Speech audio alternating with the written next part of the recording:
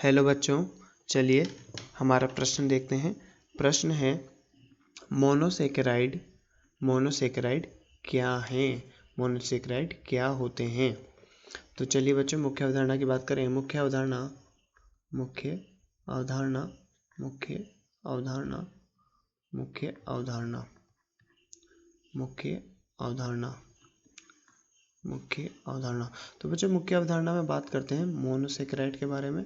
Monosaccharide, तो बच्चों monosaccharide ऐसे कार्बोहाइड्रेट होते हैं जिनके पॉलीहाइड्रोक्सी एल्डिहाइड या कीटोन के जल अपघटन पर वह और सरल इकाइयों में न टूट सके।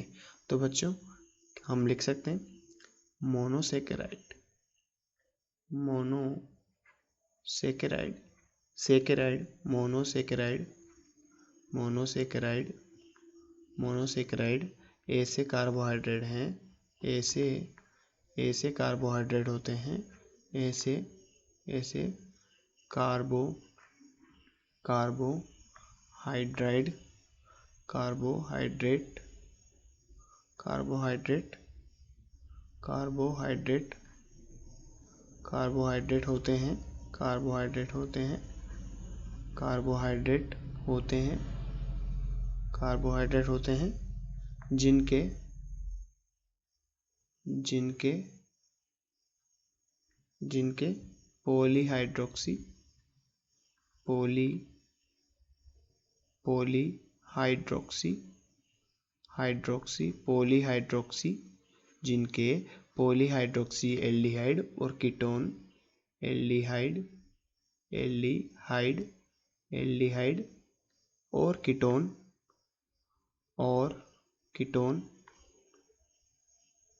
कीटोन एल्डिहाइड और कीटोन के जल अपघटन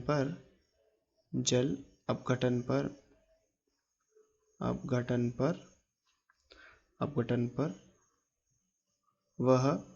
वह और सरल इकाइयों में न टूट पाए और सरल इकाइयों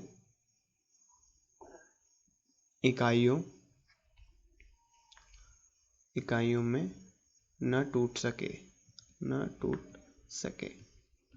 तो बच्चों मोनोसेकेराइड ऐसे कार्बोहाइड्रेट होते हैं जिनके पॉलीहाइड्रोक्सी एल्डिहाइड और कीटोन के जल अपघटन पर व और सरल इकाइयों में न टूट सके। तो मोनोसेकेराइड को उनमें उपस्थित कार्बन की संख्या व क्रियात्मक समूह की उपस्थिति के आधार पर भी वर्गीकृत कर सकते हैं।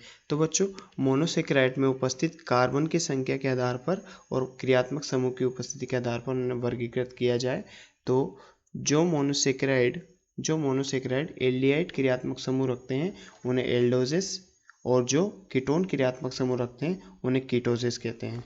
तो चलो इसको लिखते हैं। तो monosaccharide monosaccharide monosaccharide monosaccharide monosaccharide monosaccharide monosaccharide को दो तरीके से हम वर्गीकृत कर सकते हैं। पहला कार्बन की संख्या के आधार पर कार्बन की संख्या के आधार पर दूसरा क्रियात्मक समूह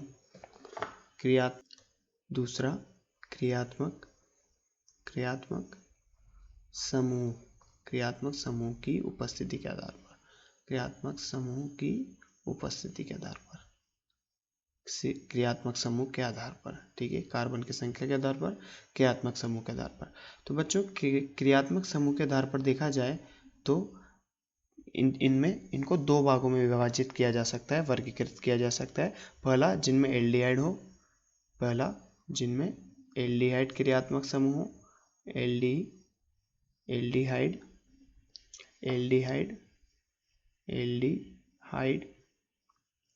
एल्डिहाइड क्रियात्मक समूह हो। दूसरा कीटोन क्रियात्मक समूह। तो बच्चों जिनमें एल्डिहाइड क्रियात्मक समूह होगा उन्हें क्या कहेंगे? एल्डोजेस।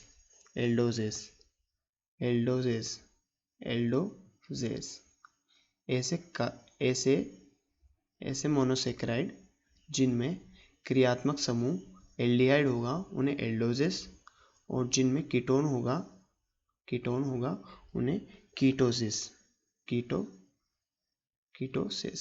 कीटोसिस। तो बच्चों कार्बन की संख्या के आधार पर देखा जाए तो कार्बन की संख्या के आधार पर पहला बात करें ट्राइओस। कार्बन की संख्या के आधार पर हम बांट सकते हैं। पहला ट्राइओस जिनमें 3 कार्बन उपस्थित हो।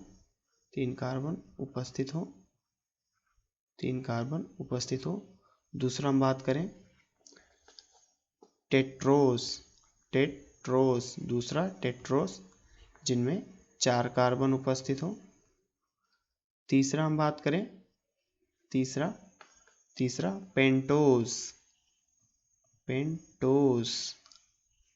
पेंटोस जिनमें 5 कार्बन उपस्थित हो। चौथा हम बात करें हेक्सोस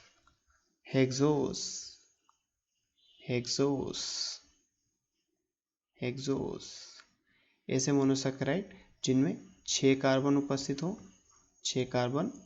हो। पांचवा हम बात करें हेप्टोस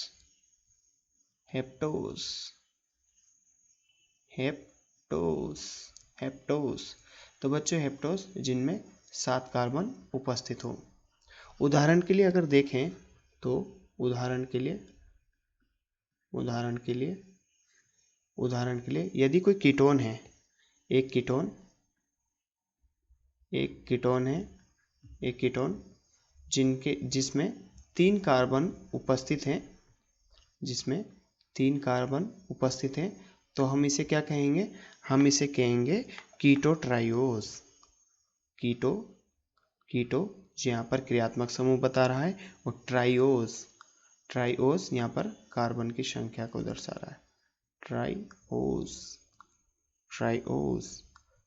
कीटोट्राइओस अगर इनको टुकड़ों में पढ़ा जाए कीटोट्राइओस, तो कीटो यहाँ पर क्रियात्मक समूह बता रहा है और ट्राइओस यहाँ पर कार्बन की श्रृंखला या कार्बन की संख्या बता रहा है कि कितने कार्बन उसमें उपस्थित हैं।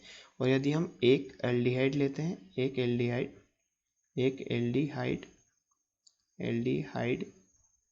एल्डिहाइड जिसमें 3 कार्बन उपस्थित हो,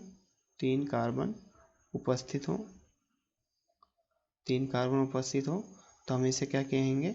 इसे हम कहेंगे एल्डोट्राइओस।